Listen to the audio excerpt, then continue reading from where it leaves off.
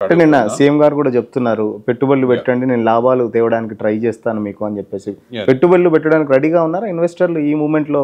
అంటే ఇంత నెగిటివిటీ ప్రచారం జరుగుతున్న ఈ మూమెంట్లో ఇన్వెస్టర్లు ముందుకు వస్తున్నారా? ఇన్వెస్టర్లు ఇప్పుడు ఎప్పటికి కూడా మనకి ఎలా అంటే ఇది పెట్టుబడి ఎవరు పెట్టినా కూడా హైదరాబాద్ లోపల ఇంకా ఫ్యూచర్కి భరోసా ఉంది. ఉమ్, తను కూడా కొన్ని ఉన్నాయి. నేను ఎందుకనంటే తన నిర్ణయాలలో తీసినప్పుడు ఒక అగ్రెషన్ తోటి కొన్ని నిర్ణయాలు తీసుకునే ఉన్నాయి. ఇప్పుడు ఫ్యూచర్ సిటీ అనేది ఉంది, ఉమ్, మంచి నిర్ణయమే, కానీ that is going to be the long term. Okay. అయితే ఈ లాంగ్ టర్మ్ లోపల ఎలా చేయాలని అంటే నిర్మాణ రంగము సస్టైన్ కావాలంటే షార్ట్ టర్మ్ బెనిఫిట్స్ కూడా కావాలి. అంటే నేను లాంగ్ టర్మ్ లోపల ఎక్కడో అవుతుందని ఇక్కడ ఉండలేను. ఈ రోజు నా అవసరాలకు అనుగుణంగా నేను చేసిన ప్రాజెక్ట్ సేల్ కావాలనేది నాకు ఇంపార్టెంట్. ఇప్పుడు హైదరాబాద్ మనకు ఓఆర్ఆర్ అనేది ఉంది. ఓఆర్ఆర్ లోపల 360 డిగ్రీస్ గ్రోత్ ఉన్నప్పుడు వెస్టర్న్ పార్ట్ ఒకటే మనకి ట్రెమండస్ పొటెన్షియల్ అన్నట్టు గ్రోత్లో వర్టికల్ గ్రోత్ లోపల పోతుంది. దాన్ని మనం ఒకటే అని కాకుండా అప్పుడు మనం లుక్ ఈస్ట్ పాలసీ అని చెప్పేసి ఉన్నప్పుడు even the east property show, that is my initiative. East property show మనం పెట్టినప్పుడు ఏమైందని అంటే దాంతో ఓవరాల్గా ఆ ఏరియా లోపల సెంటిమెంట్స్ పెరిగి ఉన్నాయి. అక్కడ షార్ట్ ఫాల్స్ ఏంటి అనేది కూడా మనం ఐడెంటిఫై చేసి చెప్పున్నాం. సోషల్ ఇన్ఫ్రా అనేది లేదని అన్నాం. తర్వాత ఓవరాల్గా మార్కెట్ లోపల అక్కడ కొత్త అనౌన్స్మెంట్స్ ఏదన్నా వచ్చినా కూడా గవర్నమెంట్ నుంచి కూడా ఇంకేదన్నా అనే దాని మీద అనౌన్స్మెంట్ అయినప్పుడు ఆటోమేటిక్గా అప్పటి నుండి ఇప్పటికి చూసి ఉంటే ఏంటంటే ఆ ఏరియాలో మొమెంటం క్రియేట్ అయింది. బట్ అక్కడ ఏమవుతుంది, అక్కడ హౌసింగ్ అనేది మంచిగా డెవలప్ అయింది. బట్ అక్కడ వచ్చిన వాడు ఏం చేయాలంటే ఇల్లు అక్కడ కొనుక్కుంటున్నాడు, తక్కువలో దొరుకుతుందని. కానీ అక్కడ all the way he has to come to హైటెక్ సిటీ. ఓకే. అయితే ఇక్కడ ఏ గవర్నమెంట్ అయినా కూడా ఏం చేయాలని అంటే ఆ ఎంప్లాయ్మెంట్ ఆపర్చునిటీస్ అనే దాన్ని కూడా స్ప్రెడ్ అవుట్ చేయాలి.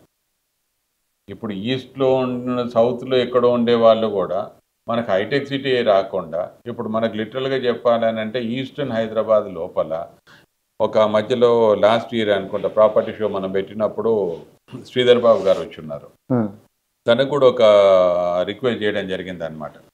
మనకి ఎప్పుడు కూడా ఒక దగ్గర కొత్తగా ఐటీ కంపెనీలు రావాలంటే వాళ్ళు ఆ ఏరియా లోపల ఎస్టాబ్లిష్మెంట్ సెటప్ చూస్తారు. అంటే ఒక 5 స్టార్ హోటల్ ఉన్నదా, 7 స్టార్ హోటల్ ఉన్నదా, ఒక పెద్ద పెద్ద కన్వెన్షన్ చేసే అవకాశాలు ఉన్నాయా.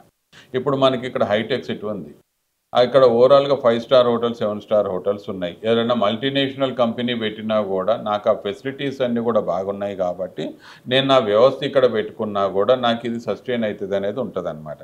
అంటే గవర్నమెంట్ ఏం చేయాలని అంటే వెస్ట్ లోపల ఇది మొమెంటం క్రియేట్ అయింది, దీనికి సస్టైన్ అవుతుంది అన్నప్పుడు కొత్త కొత్త ఏరియాలను అడ్రస్ చేసుకుంటూ పోవాలన్నమాట. అప్పుడు ఏమవుతుంది, ఆ ఏరియా లోపల ఒక 360 డిగ్రీస్ లోపల 25% అన్నట్టు సెగ్రిగేట్ చేసుకొని ఏరియా వైజ్ అడ్రస్ చేసినప్పుడు మనకి ఈ రోజు ఉండే ట్రాఫిక్ ఇష్యూలు కూడా తగ్గిపోతాయి 4 దిక్కులు. 4 వైపులా. ఇంకోటి కూడా ఉన్నది, నేను ఆ మధ్యలో ముఖ్యమంత్రి గారిని కలిసినప్పుడు ఒకటి చెప్పున్నాను. ఫ్యూచర్ సిటీ అనేది మంచి ఆలోచన, మీరు లాంగ్ టర్మ్ కోసం చేస్తున్నారు కదా, మీరు జినోమ్ వ్యాలీ అనేది ఇప్పుడు ప్రజెంట్ నీడ్. అక్కడ 50 నుంచి 60 వేల ఉద్యోగ అవకాశాలు వస్తున్నాయి. అక్కడ ల్యాండ్ అవైలబిలిటీ కొంత ఇష్యూ ఉంది. అక్కడ మనం ఈ టౌన్షిప్స్ అనేది అనుకుంటున్నారు.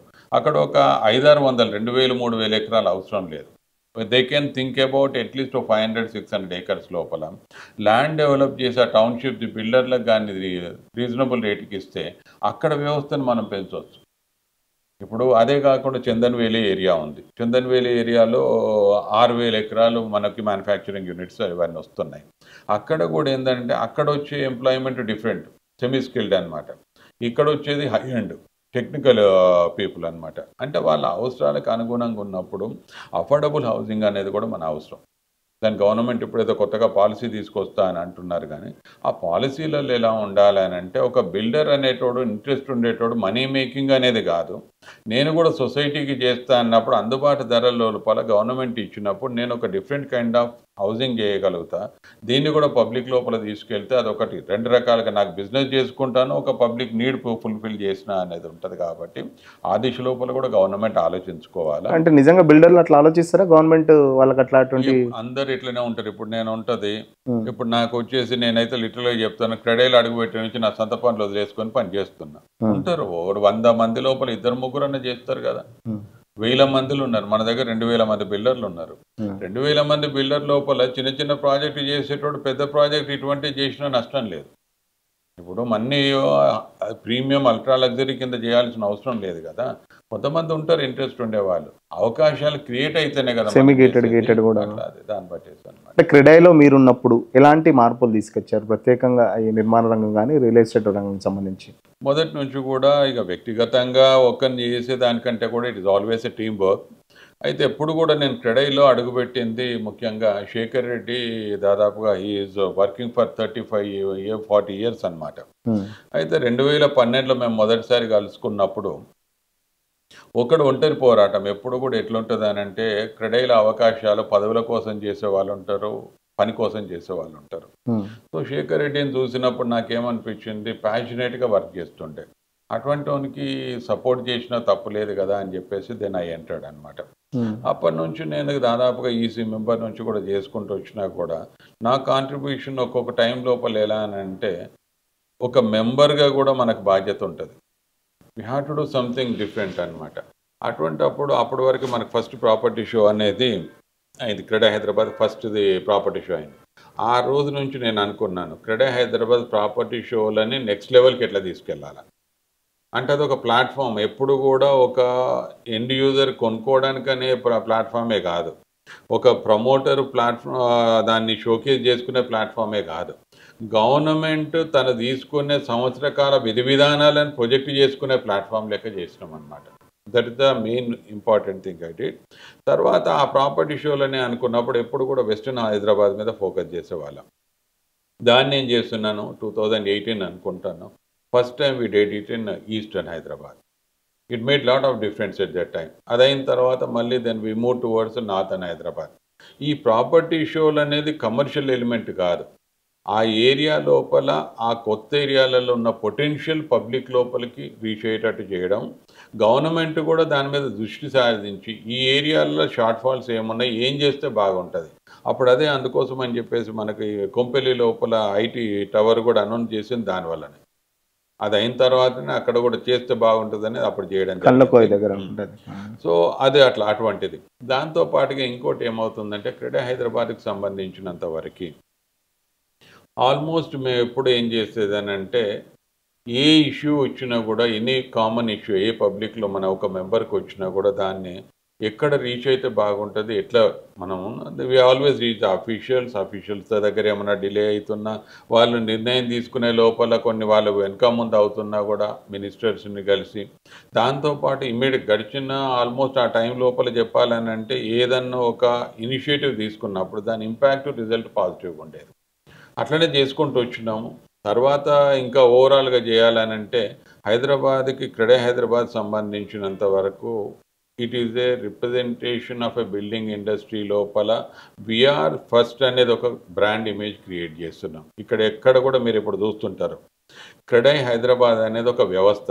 ఈరోజు రాజశేఖర్ రెడ్డి ఉంటాడు, రేపు ఇంకొకరు వస్తారు. కానీ నేను ఇన్నేళ్ళ బట్టి చేసింది ఒకటి ఏంటంటే, నాకున్న రిసోర్సెస్ తోటి క్రెడా హైదరాబాద్ అనే ఒక బ్రాండ్ వాల్యూ క్రియేట్ చేయడానికి ప్రయత్నం చేసిన అనమాట.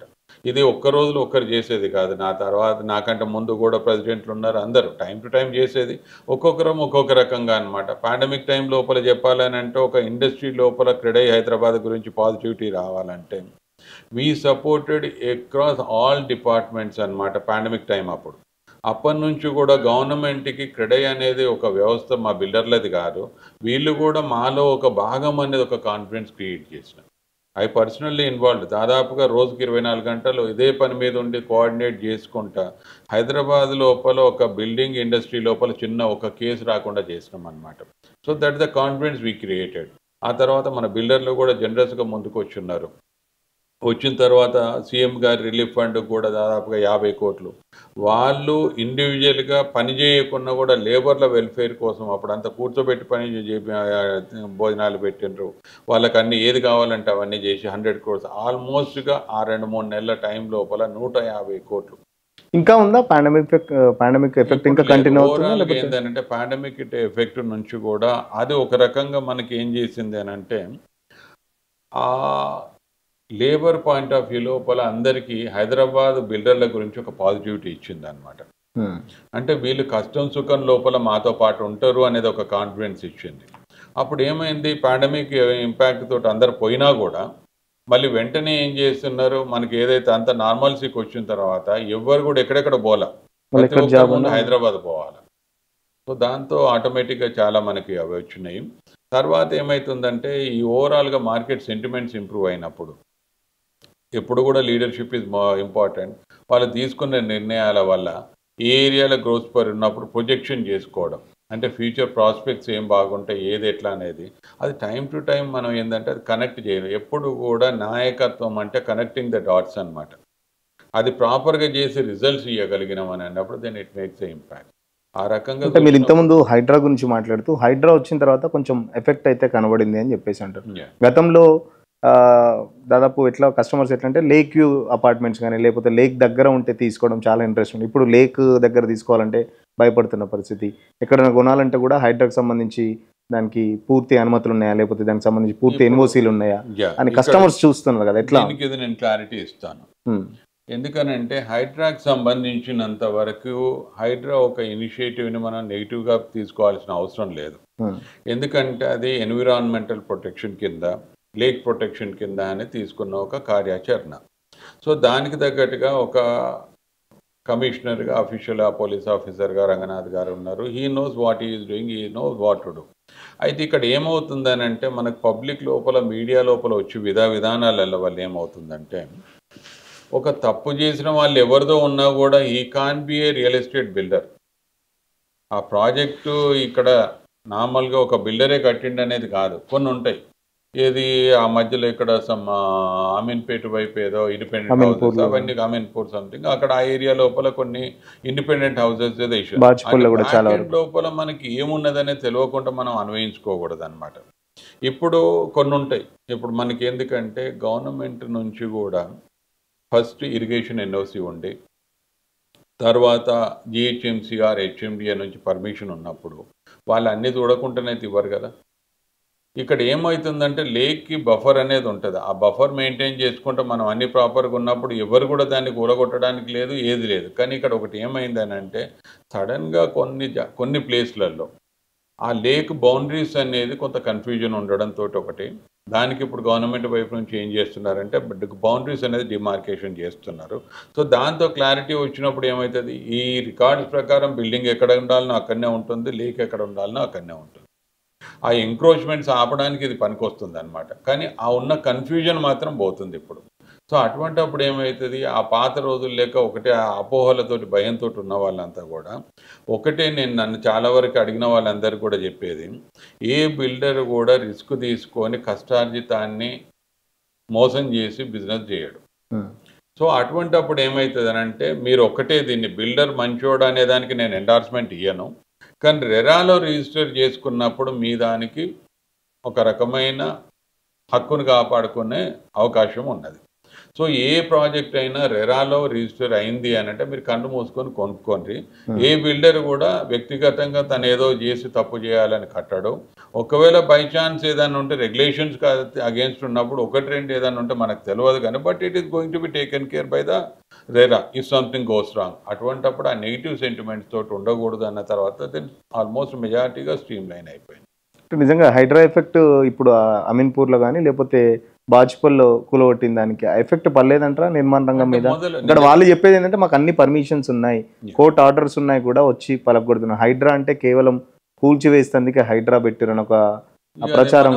ఒకటి ఎలా ఉంటుందని అంటే మంచిలా తీసుకోవాలా, దాని హైడ్రాని నాకు వ్యక్తిగతంగా ఇప్పుడు ఇంప్లిమెంటేషన్ చేసే విధానాల లోపల తప్పులు పట్టడం అనేది కాదు, కానీ మనకి ఫ్యూచర్లో ఎవరో ఒకరు చేసే తప్పులను సవరించాల్సిన అవసరాలు కూడా ఉంటాయి. ఎన్క్రోచ్మెంట్ అయింది అన్న ప్రొటెక్ట్ చేయాలి, అది ముందు తరాలకు మంచి అనేది మాత్రం నాకు కూడా అనిపిస్తుంది అనమాట. అయితే ఇక్కడ వచ్చినప్పుడు ఏంటనంటే విధి విధానాలు అనేది ఇంప్లిమెంట్ చేసే ముందు పబ్లిక్ లోపల పోవాలి. దాన్ని ఇప్పుడు ఉంటుంది, నేను ఏ రోజు పర్మిషన్ తీసుకున్నాడు, పర్మిషన్ తీసుకునే ముందు అతను ఏమవుతుంది, నిజంగా చెప్పాలంటే దీని గురించి అవగాహన లేనోడు కూడా బిజినెస్లోకి వచ్చిండు అనుకుందాం, డబ్బులు ఉన్నాయి, నాకు డబ్బులు ఉన్నాయి, నేను ఇరిగేషన్ నుంచి ఎన్ఓసి తీసుకున్నా అంటాడు, నాకు డబ్బులు ఉన్నాయి, నేను జిహెచ్ఎంసీ నుంచి హెచ్ఎండిఏ నుంచి పర్మిషన్ తీసుకున్నా అంటాడు, అది లీగల్గా అవన్నీ వెరిఫై చేసుకుంటాడు, అయిపోతుంది. బట్ అక్కడ ఈ రోజు నేను పెట్టుబడి పెట్టి ఉన్న తర్వాత ఇది హైడ్రా లోపల ఎఫెక్ట్ పడ్డది అని అన్నప్పుడు తెలియక తప్పు చేసి ఉంటే దాన్ని ఏంటి అనేది సరిదిద్దుకునే అవకాశాలు ఉండాలి. ఒకవేళ తెలియకుండా చేస్తే కానీ అక్కడ ఏంటంటే ఒక ఆథెంటిక్ బాడీ పర్మిషన్ ఇచ్చినప్పుడు దానికి ఒక శాంక్టిటీ ఉండాలి. అందుకోసం ఇప్పుడు ఏమవుతుంది, ఆ డేట్ తర్వాత ఏదైనా కూడా పర్మిషన్ ఇస్తున్నావు అంటే దీనికి కండిషన్స్కి నువ్వు లోబడి ఉన్నావా, తప్పు చేసావు అంటే బిల్డింగ్ కూలగొడతావు. That is the way we have to implement అనమాట.